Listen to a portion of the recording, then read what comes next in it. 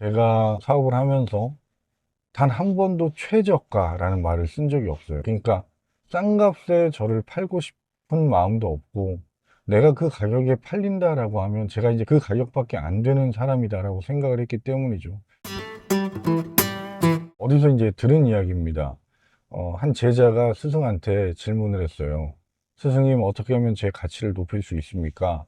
그랬더니 스승이 돌을 하나 쥐어주면서 이 돌을 가지고 시장통에 가서 앉아 있어 봐라. 대신에 누가 팔라고 해도 절대로 팔면 안 된다. 라고 이야기를 한 거죠. 그래서 제자는 스승이 준 돌을 가지고 시장통에 가서 앉아 있었습니다. 그러니까 돌을 하나 갖고 있는 사람을 보면서 지나가는 사람들은 당연히 관심을 보이지 않았겠죠. 근데 한 시간이 3일, 4일 지나니까 사람들이 관심을 보이기 시작하는 거예요. 그거 뭐예요? 그거 어디서 구한 거예요? 그거 파는 거예요? 뭐 이렇게 관심을 갖는 거죠. 근데 이제 제자는 스승이 말한 것처럼 그 돌을 팔지 않고 일주일 동안 있다가 다시 스승을 찾아갔습니다. 그랬더니 스승이 이번에는 그 돌을 가지고 돌들을 파는 데에 가서 앉아 있어 봐라 라고 한 거예요.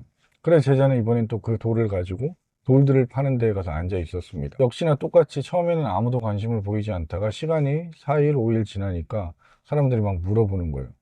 그거 뭐 어디서 캔 돌이요? 그 돌 나한테 파시겠어? 그거 얼마요? 막 이렇게 물어보는 거죠.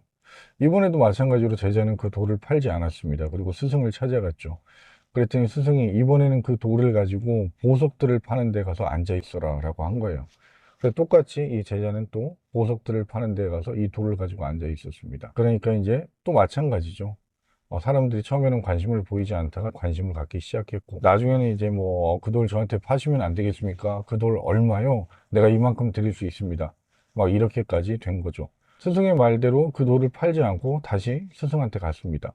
그리고 스승이 이제 그 돌을 가지고 온 제자에게 말했죠. 그 돌이 처음에는 아무도 관심을 갖지 않은 돌이었지만 나중에는 되게 비싼 가격에 팔려고 하는 사람들까지 나왔다. 왜 이렇게 된 것 같냐? 라고 물었더니 제자는 대답을 못했어요. 그랬더니 스승이 말을 해준 거죠. 그 돌의 값어치가 올라간 건 네가 싼 값에 팔지 않았기 때문이다. 라고 이야기를 한 거예요. 저는 이 이야기를 굉장히 좋아하는데, 제가 사업을 하면서 단 한 번도 최저가라는 말을 쓴 적이 없어요. 그러니까 싼 값에 저를 팔고 싶은 마음도 없고, 내가 그 가격에 팔린다라고 하면 제가 이제 그 가격밖에 안 되는 사람이다라고 생각을 했기 때문이죠. 그래서 저는 항상 그렇게 다른 업체들하고 가격 경쟁으로 승부를 보려고 하지 않았습니다. 뭐 작업의 퀄리티라든지 아니면 뭐 고객 대응이라든지 뭐 이런 부분들로 계속 저의 어떤 가치를 상승시켰던 것 같아요. 그러니까 많은 업체들이 다른 업체하고의 경쟁을 했을 때 가장 쉽게, 가장 빠르게, 가장 간편하게 생각하는 게 가격입니다. 아, 저기가 더 싸니까 저기는 일을 할 거야. 내가 더 싸게 하면 일이 잡히겠지. 근데 그렇지 않습니다.